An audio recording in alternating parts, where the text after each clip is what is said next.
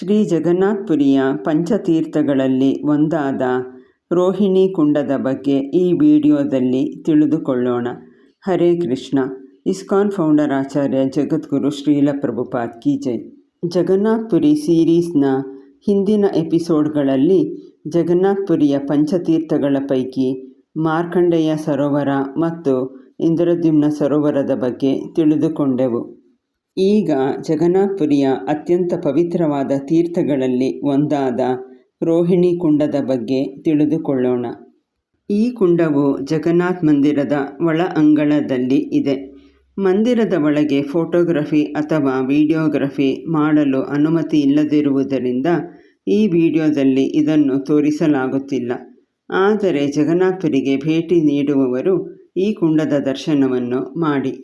ಜಗನ್ನಾಥ ಮಂದಿರದ ಒಳ ಅಂಗಳದಲ್ಲಿರುವ ವಿಮಲಾದೇವಿಯ ಮಂದಿರದ ಎದುರುಗಡೆ ಈ ರೋಹಿಣಿ ಕುಂಡವು ಇದೆ.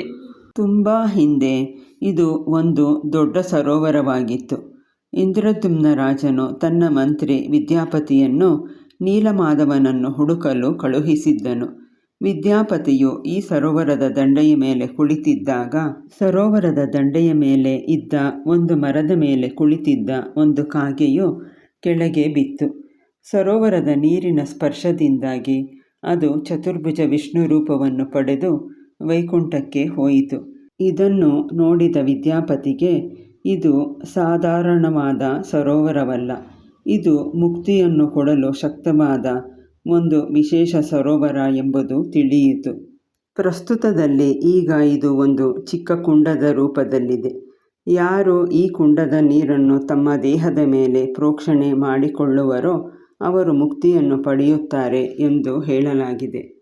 ಬೆಳಗಿನ ಸಮಯದಲ್ಲಿ ಈ ಕುಂಡದ ಬಳಿ ಪಾಂಡಗಳು ಅಂದರೆ ಪೂಜಾರಿಗಳಿರುತ್ತಾರೆ.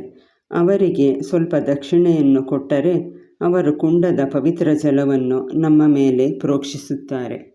ಪ್ರಳಯದ ಸಮಯದಲ್ಲಿ ಈ ಕುಂಡದಿಂದ ನೀರು ಉದ್ಭವಿಸುತ್ತದೆ ಮತ್ತು ಪ್ರಳಯದ ನಂತರ ಎಲ್ಲ ನೀರು ಮತ್ತೆ ಈ ಕುಂಡವನ್ನು ಪ್ರವೇಶಿಸುತ್ತದೆ ಎಂದು ಹೇಳಲಾಗಿದೆ.